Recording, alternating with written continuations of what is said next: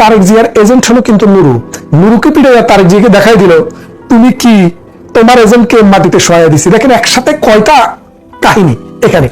তার মানে হচ্ছে নুরু খরচ হয়ে যাওয়া বা নুরুকে মেরে ফেলা, এটা কিন্তু বর্তমান সরকারের একটা মাস্টার প্ল্যান। আপনি জানেন যে যুদ্ধে সেনাবাহিনীর যদি কোনো সোলজার আহত হয় সিরিয়াসলি, তাকে পিছনে ফেলে যায় না, তাকে গুলি করে শুট করা হয়। এখন নুরু হচ্ছে আহত সৈনিক, ওই যুদ্ধের আহত সৈনিক, তাকে তার সাথে যারা আছে তারা গুলি করে মেরে ফেলবে। নুরুকে দিয়ে শুরু, কোথায় গিয়ে শেষ হবে আমরা জানি না। আপনারা জানেন এই নুরু বাংলাদেশ আওয়ামী লীগকে ব্যান করার যে প্রথম যে প্রস্তাব, সেটা কিন্তু নুরু তুলেছিল। এই নুরুরা বলছে আওয়ামী লীগ একটি পেশিবাদী সংগঠন, এটাকে ব্যান করতে হবে। এই সংগঠনের ব্যানের বিরুদ্ধে নুরুরা প্রথম কথা তুলেছিল। আজকে নুরুর জন্য অনেকেরই মায়া হচ্ছে, কিন্তু গতকালও বাংলাদেশের বিভিন্ন অঞ্চলে 7 জন আওয়ামী লীগের কর্মী সমর্থককে হত্যা করা হয়েছে। তাদেরও সন্তান আছে, তাদেরও স্ত্রী আছে, তাদেরও মধ্যবয়সী তরুণ এবং কেউ কেউ 19-20 বছরের ছেলে, তাদেরকে হত্যা করা হয়েছে। তাদেরকে হত্যার পর তাদের লাশটিকে সৎভাবে সৎকার করার জন্য আত্মীয় স্বজনকেও কাছে বিটতে দেওয়া হয়নি। এক দেশে কি বৈপরীত্য দেখেন, নুরুকে নিয়ে অমুকে দেখতে যায়, তমুকে দেখতে যায়, আগে পিটায়, তারপরে দেখতে যায়, পুলিশ দিয়া পিটায়, আর্মি দিয়া পিটায়, আবার তাকে তদন্ত করা হবে, অমুক করা হবে, তমুক করা হবে, সেটাও বলে। এবং আরো একটি মজার ব্যাপারটা দেখেন, নুরুকে যখন পিটানো হয় অন্তত 10টি ক্যামেরায় সেটি ধারণ করা হয়েছে। সেই জায়গায় জাতীয় পার্টির কোন নেতা অথবা কর্মী আধা মাইলের মধ্যেও দেখা যায়নি। কিন্তু সরকার কি বলছে, জাতীয় পার্টির কর্মীদের নির্মম প্রহারে নুরু আহত অথবা নিহত। কিন্তু নুরুর আহত হওয়া এবং নিহত হওয়ার সাথে জাতীয় পার্টির কর্মীদের 1 মাইলের মধ্যেও কোনো সম্পর্ক ছিল না। নুরুকে যারা পিটিয়েছে বাংলার মানুষ সেটি দেখেছে। নুরুকে যারা পিটিয়েছে তারা কিন্তু অস্বীকার করেনি যে তারা নুরুকে পিটায়নি। আইএসপিআর সেনাবাহিনীর যে মুখপাত্র, সেখান থেকে এটি বিজ্ঞপ্তি দেওয়া হয়েছে। কালকে প্রথম আলোতে আমি দেখেছি, তারা বলেছে যে উন্মত্ত জনতাকে ঠান্ডা করার জন্য, উচ্ছৃঙ্খল জনতাকে বারবার বলার পরও তারা যখন নিবৃত্ত হচ্ছিল না, তখন সেনাবাহিনী বল প্রয়োগ করতে বাধ্য হয়েছে। তার মানে সেনাবাহিনী বলছে তারা বল প্রয়োগ করে নুরুরে ফিটাইছে, আর সরকার বলছে কি যে একটা দুষ্কৃতিকারী বাহিনী, জাতীয় পার্টি, আওয়ামী লীগের দোসর এবং আওয়ামী লীগের লোকেরা নুরুরে পিটিয়েছে। এখন আপনি ব্যাপারটা বোঝেন, আওয়ামী লীগ মাঠে নেই, দেশে নেই, কাজে নেই, তারপরেও আওয়ামী লীগের ভয়ে ততস্থ। এই যে ভারতীয় রয়ের এজেন্ট যে কিনাকি বসে আছে, এই কিনাকি রয়ের এজেন্টদেরকে দিয়েই নুরুকে যে পিটার নাই, এর কি প্রমাণ আপনাদের কাছে আছে? আমি তো বলবো ভারতের রয়ের যেসব এজেন্টরা বাংলাদেশে আছে তারাই কিন্তু এই নুরুকে পিটিয়েছে। এটা শুরু, এটা শেষ নয়। এই মিছিল চলতে থাকবে। নুরুর পরে হতে পারে রাশেদ, রাশেদের পরে হইতে পারে বাসেদ, এরপরে কাশেম, এরপরে জব্বর, এরপরে খালেদ, অনেক আপনারা শুনতে পাবেন। এনসিপিও কিন্তু এই লাইনের বাইরে নয়। মনে রাখেন, এই যে শুরু, এই শুরুটার শেষ আর অনেক পরে হবে। প্রত্যেকটা ল্যাংটা বাহিনী, প্রত্যেকটি হত্যাকারী, প্রত্যেকটা মব সৃষ্টিকারী, প্রত্যেকটা দর্শক, প্রত্যেকটা বাড়ি জ্বালানোকারী, 32 নম্বরে হামলাকারী, মানুষের বাড়িতে বুলডোজার চালানো ব্যক্তি, প্রত্যেকের অবস্থা নুরুর মতো হবে অথবা তার চেয়েও খারাপ হবে। সময়, তুমি বৃদ্ধ যাযাবর, এই সময় যাযাবর বৃদ্ধ যাযাবরের মতো হাঁটে, দ্রুত হাঁটে না, আস্তে আস্তে হাঁটে। কিন্তু সময় আসছে তাদের কাছে। তৈরি হতে বলেন। এই এনসিপির প্রত্যেকটা পান্ডাকে, কুত্তাকে যেভাবে মানুষ পিটায়, নুরুকে কিন্তু কালকে সেভাবে পিটানো হয়েছে, কুত্তার মতো করে পিটিয়েছে। ঠিক এই এনসিপি প্রত্যেকটি দালালকে, এনসিপির প্রত্যেকটি ধর্ষককে, চাঁদাবাজকে, রাষ্ট্রকে ধর্ষণ করার ব্যক্তিদেরকে এইভাবেই নির্মমভাবে পেটানো হবে। রেডি হচ্ছে বাহিনী কোথায়? এই বাংলাদেশের ভেতরে। আর এর নেতৃত্বে কারা থাকবে জানেন? ওই কিনাকিরা এটার নেতৃত্ব দিবে, আর এই পিটানি, এই ঠেগানি চলতেই থাকবে। বাংলাদেশে গতকাল একটি নাটক হলো। ওই নাটকে নায়ককে পুলিশ বেদম পিটানোর পর তিনি আহত হলেন, নিহত হওয়ার কাছাকাছি গেলেন, কিন্তু নিহত হলেন না। এটা অনেকটা নাটকের মতো। কেন নাটক বলছি দেখেন, এর আগে মব কালচার সৃষ্টি যারা করেছে তাদের কাউরে কিন্তু পুলিশ পিটায়নি। মব কালচারে পুরো দেশটি ধ্বংসের দ্বার প্রান্তে।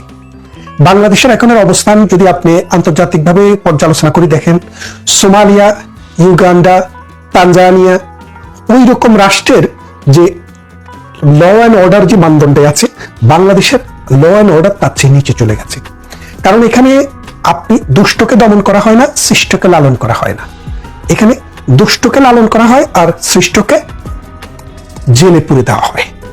আপনি যদি দেখেন যে দুদিন আগে যে ঘটনাটি ঘটলো, দেশের পতিতযশা বুদ্ধিজীবী, দেশের খ্যাতিমান প্রফেসর, দেশের খ্যাতিমান সাংবাদিক, মুক্তিযোদ্ধা, তাদেরকে মব গিয়ে আক্রমণ করলো।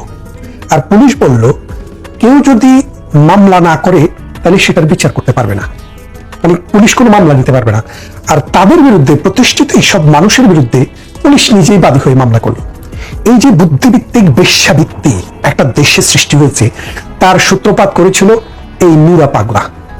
অর্থাৎ বাংলাদেশকে ডিরেইল করার যে চক্রান্তটি প্রথমে শুরু হয়েছিল ইসরায়েলের কাছ থেকে টাকা নিয়ে। আপনারা জানেন যে মোসাদের টাকার ইতিহাস বাংলাদেশের সমস্ত পত্রিকা, আন্তর্জাতিক মিডিয়াতে, গণমাধ্যমে এসছে যে নুরা পাগলা প্রথমে মোসাদের কাছ থেকে টাকা নিয়ে বাংলাদেশ যে সরকার, স্থিতিশীল একটি সরকার ছিল, সেই সরকারের বিরুদ্ধে প্রথম পদক্ষেপ শুরু করে 2018 সালের পর থেকে। তারপর আস্তে আস্তে এই খেলাটা আর নুরা পাগলার হাতে থাকেনি, এটা নানান পথ পরিক্রম করে অন্যদিকে চলে গেছে। এই নুরা পাগলাই হচ্ছে যে ভারত বিরোধী যে শক্তি আছে, সেই শক্তিকে আবার নতুন করে চাঙ্গা করে তোলার মূল হোতা। এখন যদি কেউ বলে এই নুরা পাগলার পিটানোর পিছনে ভারতের কোন জেমস বন্ডের হাত আছে, তাহলে কি আপনি অস্বীকার করবেন বা আমি অস্বীকার করব? আমার কাছে তার কোনো প্রমাণ নেই। তবে বিজ্ঞজনেরা বলেন এই ইউরোপের ফ্রান্স দেশে কি নাকি একজন লোক বাস করে, তিনি নাকি রয়ের এজেন্ট। তিনি নাকি 2-3 দিন আগে নুরা পাগলাকে দেখে নিবেন বলে একটি সতর্কবাণী দিয়েছিলেন, একটি ব্যাড বাণী দিয়েছিলেন। তার সে বাণীটি ফলে গিয়েছে 3-4 দিনের মাথায়। এর কারণটা কি আপনারা বুঝতে কি কষ্ট হচ্ছে? যে সাপকে বলছে, যিনি সাপ তিনি ওজা। এখন নুরুকে বলল তুমি তো বলো যে তুমি বড় শক্তিধর, তুমি আন্দোলনের স্টেক হোল্ডার। আমার সোনার ছেলেরা তো যেখানে এখানে মব করছে, মব করে হয় মানুষ মারছে, আর যদি মব করে মানুষ না মারতে পারে অন্তত টাকার থলি নিয়ে চলে আসতেছে। তো এরকম সোনার ডিম পাড়া হাঁসদের সাথে তোমাকে আমি একসাথে দেখবো, এর কারণটা কি? এ তো কোনো কারণ থাকতে হবে। তো কারণ হিসেবে তোমাকে একটা অ্যাসাইনমেন্ট দিলাম। অ্যাসাইনমেন্টটা কি? যে জাতীয় পার্টির যে কার্যালয়টি ঢাকাতে আছে বিজয়নগরে, সেটি তোমাকে ভাঙতে হবে এবং সেখানে মব সৃষ্টি করতে হবে। জাতীয় পার্টির নেতাকর্মীদেরকে পিটিয়ে সেখান থেকে যদি বেরিয়ে আসতে পারো তাহলে তুমি পরীক্ষায় পাস। নুরু বললেন, রাশেদ বললেন এটা তো কোনো ব্যাপার না, 1-2 ব্যাপার। যদি আওয়ামী লীগের কথা, জামাতের কথা বা বিএনপির মতো দলের কথা বলতেন তাহলে হয়তো মনে কাঁপুনি আসতো, কিন্তু বিএনপি না, আওয়ামী লীগ না, জামাতও না, এটা জাতীয় পার্টির ছোট্ট একটা দল, থাবড়াইয়া বাইর করে দেবো, এই চিন্তা ভাবনা করে নুরু তার মব বাহিনী নিয়ে গেলেন। এদিকে দিয়ে আসিফ নজরুল সার সেনাবাহিনী এবং পুলিশকে বলল, দেখো আমরা এখন পরীক্ষা নিচ্ছি, তোমাদের শক্তি বেশি না নুরুর মবের শক্তি বেশি। যদি নুরুর মব যদি টিকে যায় তাহলে তোমরা আউট, আর যদি নুরুর মবের শক্তিকে তোমরা যদি পরাজিত করতে পারো, সোয়া দিতে পারো, তাহলে তোমরা ইন। খেয়াল করে দেখেন, তারা ওজা, আবার তারা সাপ পুড়ে, তারাই সাপ পালে। তো তারা কি করছে? নুরুকে দিক দিয়ে অ্যাসাইনমেন্ট দিল, জাতীয় পার্টির অফিসে গিয়ে তুমি মব সৃষ্টি করো, আর পুলিশ আর আর্মি বাহিনীকে বলল যাও তাদেরকে সোয়া দেওয়ার ব্যবস্থা করো। নুরুকে পিটিয়ে মাটির সাথে মিশিয়ে দেওয়া হলো।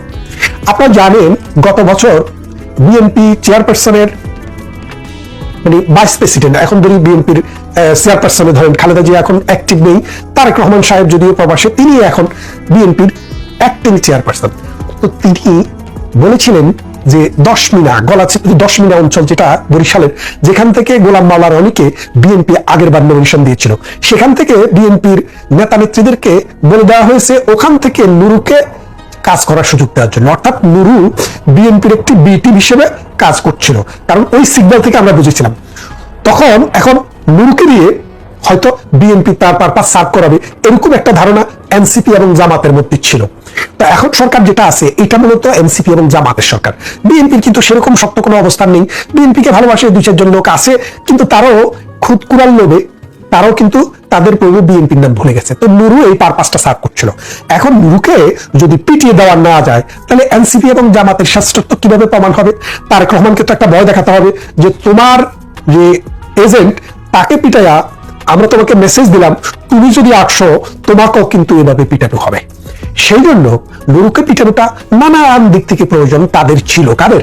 এই বর্তমানে যে অবৈধ ইউনূস সরকার আছে তাদের।